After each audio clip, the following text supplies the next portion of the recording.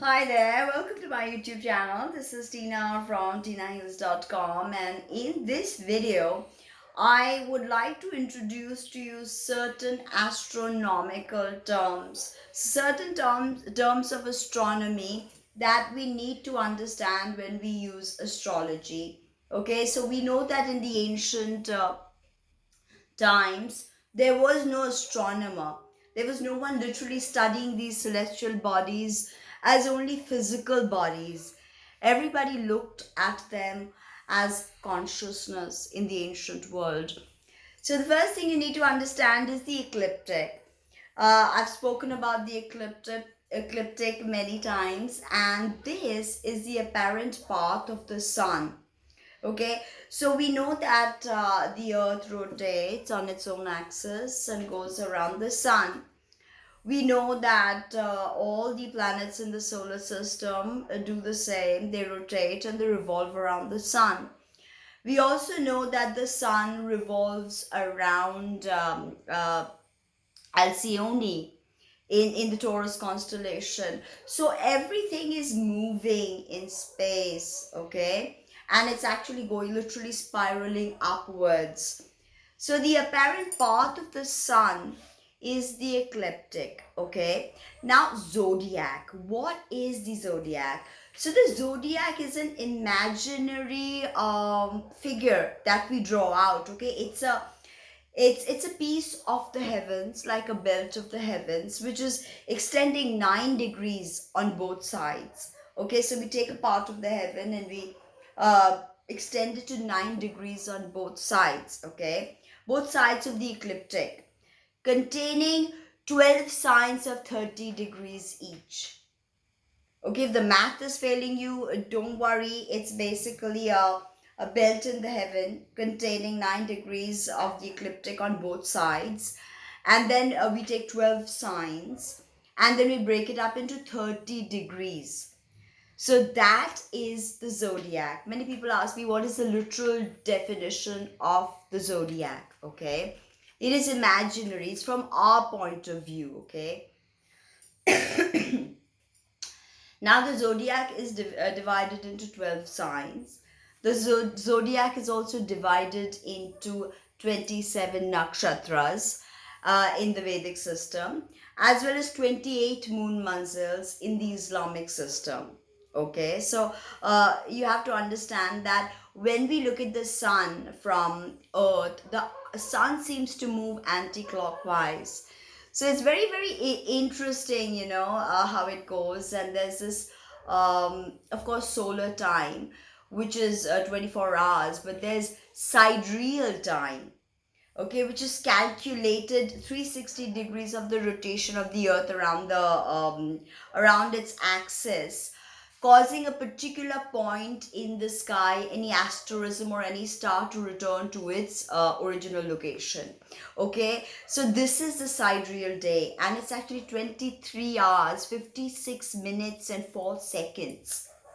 Okay, so I'll get to that when we talk, but this is the zodiac. Okay, now equinox. What is the equinox? The equinox is when we have equal day and equal night.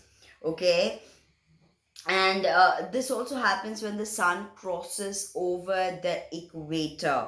Okay, and of course we know that the sun needs to touch its equinoctial point of 0 degrees of Aries. Okay, and the earth moves westwards with reference to a particular constellation.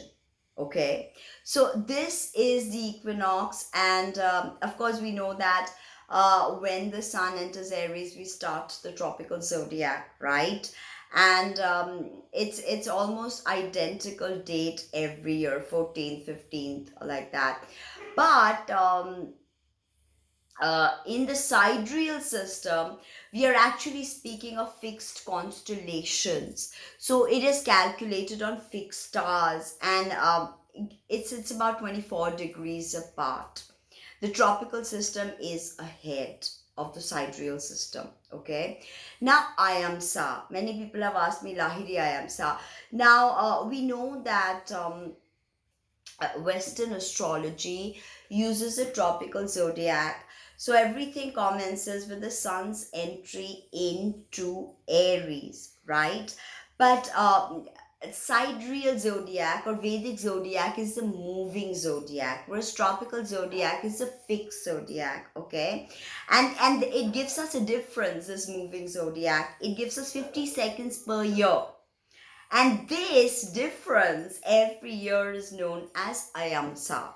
So we use Lahiri Ayamsa the most. Okay, North Indian. I use the North Indian system and Lahiri Ayamsa. Okay.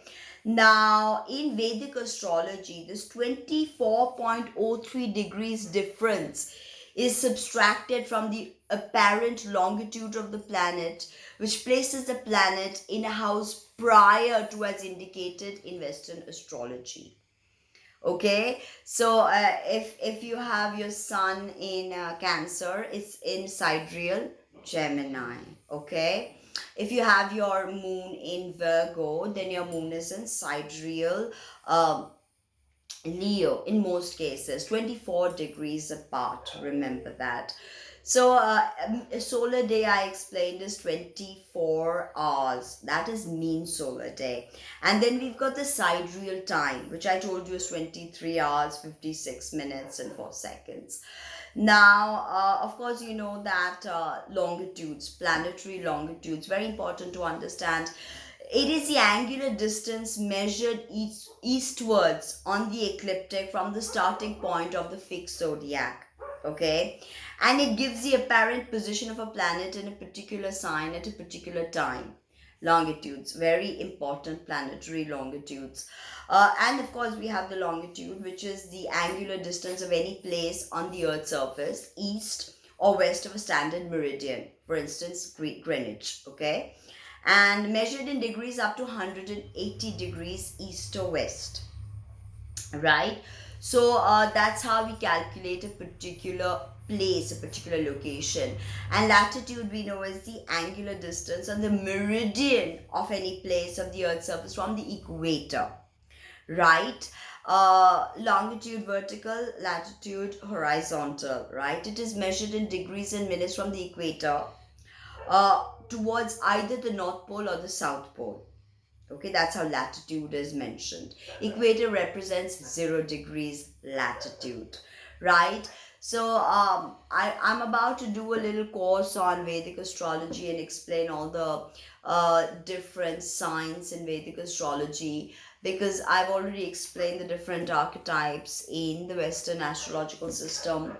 So it'd be interesting to delve into the Vedic side of it and to really look at things from a Vedic point of view, because I've not done too many videos outlining that. So join me for my next videos on this series, which will introduce to you the basic concepts of astrology, even advanced concepts, and make it easier for you to explore your own natal chart. Thank you very much and speak soon.